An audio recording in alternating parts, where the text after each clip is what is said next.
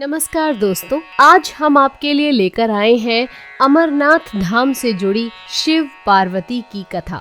यदि आप चैनल पर नए हैं तो चैनल को सब्सक्राइब अवश्य करें। एक बार देवी पार्वती ने देवों के देव महादेव से पूछा, ऐसा क्यों है कि आप अजर हैं, अमर हैं, लेकिन मुझे हर जन्म के बाद नए स्वरूप में आकर फिर से बरसों तप के बाद आपको प्राप्त करना होता है। जब मुझे आपको पाना है तो मेरी तपस्या और इतनी कठिन परीक्षा क्यों? आपके कंठ में पड़ी नरमुंड माला और अमर होने के रहस्य क्या हैं?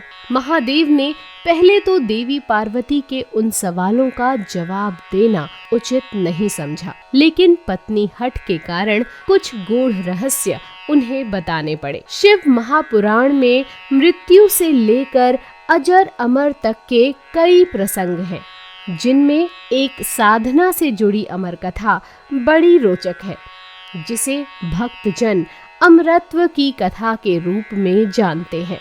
हर वर्ष हिमालय के आलय हिमालय में अमरनाथ, कैलाश और मानसरोवर तीर्थ स्थलों में लाखों श्रद्धालु पहुंचते हैं, सैकड़ों किलोमीटर की पैदल यात्रा करते हैं।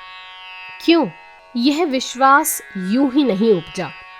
शिव के प्रिय अधिक मास अथवा आषाढ़ पूर्णिमा से श्रावण मास तक की पूर्णिमा के बीच अमरनाथ की यात्रा भक्तों को खुद से जुड़े रहस्यों के कारण और प्रासंगिक लगती है।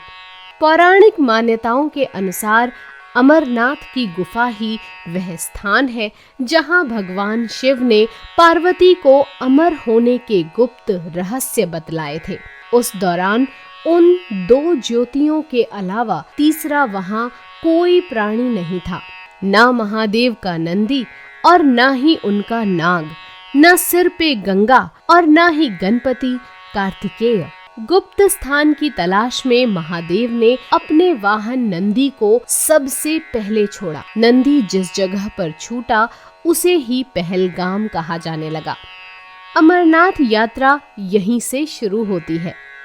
यहाँ से थोड़ा आगे चलने पर शिवजी ने अपनी जटाओं से चंद्रमा को अलग कर दिया। जिस जगह ऐसा किया वह चंदनवाड़ी कहलाती है। इसके बाद गंगा जी को पंचतरणी में और कंठाभूषण सर्पों को शेषनाग पर छोड़ दिया।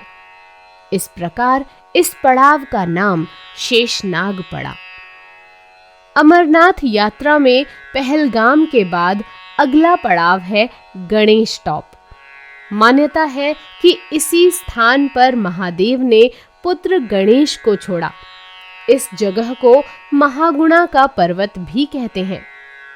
इसके बाद महादेव ने जहां पिस्सू नामक कीड़े को त्यागा वह जगह पिस्सू घाटी है। इस प्रकार महादेव ने अपने पीछे जीवनदायिनी पांचों तत्वों को स्वयं से अलग किया। इसके पश्चात पार्वती संग एक गुफा में महादेव ने प्रवेश किया। कोई तीसरा प्राणी यानी कोई व्यक्ति, पशु या पक्षी गुफा के अंदर घुस कथा को न सुन सके, इसलिए उन्होंने चारों ओर अग्नि प्रज्वलित कर दी। फिर महादेव ने जीवन के गूढ़ रहस्य की कथा शुरू कर दी। कहा जाता है कि कथा सुनते सुनते देवी पार्वती को नींद आ गई। वह सो गई और महादेव को यह पता नहीं चला। वह सुनाते रहे। यह कथा इस समय दो सफेद कबूतर सुन रहे थे और बीच बीच में गूं गूं की आवाज निकाल रहे थे। महादेव को लगा कि पार्वती मुझे सुन रही हैं और बीच बीच में हुंकार भर रही हैं। चूंकि वैसे भी भोले अपने में मग्न थे तो सुनाने के अलावा ध्यान कबूतरों पर नहीं गया। दोनों कबूतर सुनते रहे। जब कथा समाप्त होने पर महादेव का ध्यान पार्वती पर गया तो उन्हें पता चला कि वे तो सो रही हैं। तो कथा सुन कौन रहा था?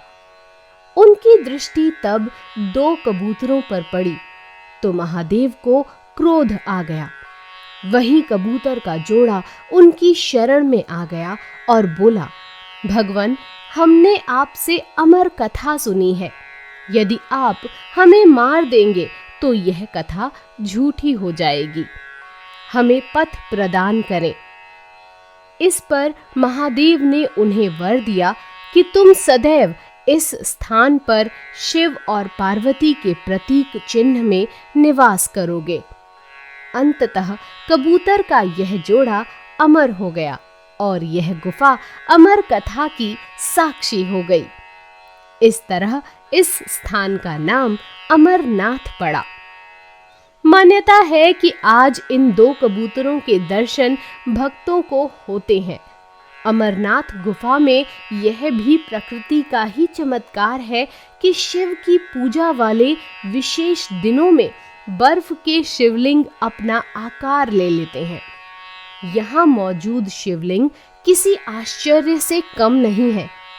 पवित्र गुफा में एक ओर मां पार्वती और श्री गणेश के भी अलग से बर्फ से निर्मित प्रतिरूपों के भी दर्शन किए जा सकते हैं। तो दोस्तों, यदि कथा पसंद आई हो तो लाइक करें, शेयर करें। धन्यवाद।